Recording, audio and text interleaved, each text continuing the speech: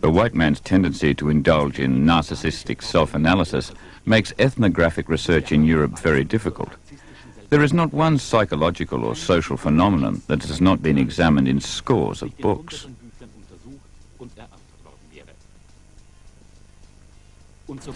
As soon as Europeans have written up their theories, they start to believe in them.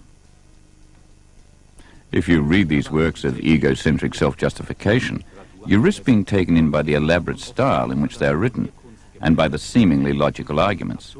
It's easy to end up thinking, like the white natives, that a curved line is straight, nonsense makes sense, and the weird is normal.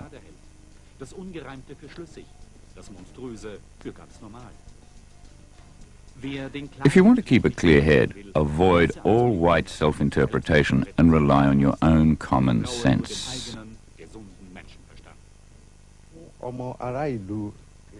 Individualism is often described as the main characteristic of the white race. Even in the more densely populated areas of the Eastern Alps, an African will immediately recognize the symbols of such individualism. Fences. Fences everywhere. They are too low to protect the dwellings from wild animals. They merely mark boundaries and send out the message, "Keep away. I want nothing to do with you."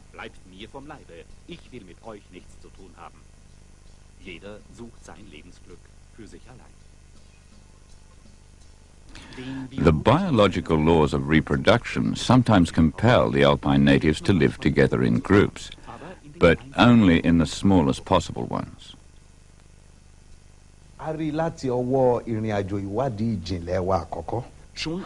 On our first journey, we succeeded in disproving the time-honored theory that the Central European tribes live monogamously. Each man has several women, but for reasons as yet unresearched, the auxiliary wives do not live in the same home as the main wife. I coined the scientific term dislocated polygamy for this form of cohabitation, and it has, I say it in all modesty, become a standard ethnological term.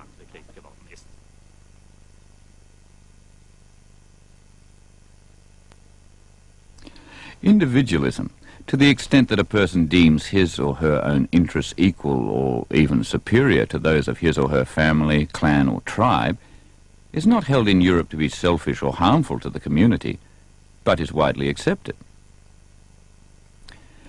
Europeans even insist that this is the most refined form of human existence, despite the proof they themselves offer to the contrary.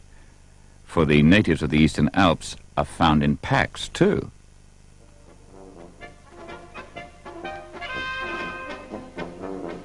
The pack behavior noticeable among all alpine tribes clearly reflects a secret yearning to be seen as secure and protected members of a group.